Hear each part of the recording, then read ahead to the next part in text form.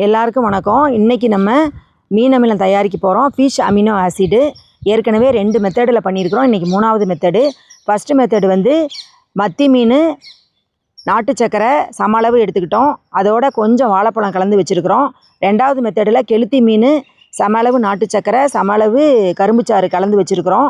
இன்றைக்கி 3வது மெத்தடில் மீன் கழிவு நாட்டு சக்கரை இந்த ரெண்டையும் பயன்படுத்தி பண்ண போகிறோம். 9,4 கிலோ மீன் கழிவு 9,4 கிலோ நாட்டு சக்கரை எடுத்து நல்லா கலக்கி இதை வச்சிடணும். 25 நாள் கழித்து இதை திறந்து பார்த்தோன்னா நல்லா சூப்பராக அப்படியே தேன் கலரில் இருக்கும். இந்த மீன் அமிலம் செய்கிறதுக்கு கொழுப்பு நிறைந்த மீன்கள் வந்து ரொம்ப நல்லது. நெத்திலி மீன், சால மீன், கெளுத்தி மீன், மத்தி மீன் இந்த மாதிரி சின்ன சின்ன மீனாக இருக்கும். அதில் ஒமேகா 3 அதிகமாக இருக்கும். அதே மாதிரி அதில் கொழுப்பு வந்து அதிகமாக இருக்கும். அந்த மாதிரி மீன் வந்து இந்த மீன் அமிலம் தயாரிக்கிறதுக்கு ரொம்ப நல்லது. இதை வந்து நம்ம 25 நாளைக்கு மூடி வச்சிடலாம். 25 நாள் கழித்து உங்களுக்கு நான் காமிக்கிறேன். வாழ்க சமுதாயம், வளர்க விவசாயம்.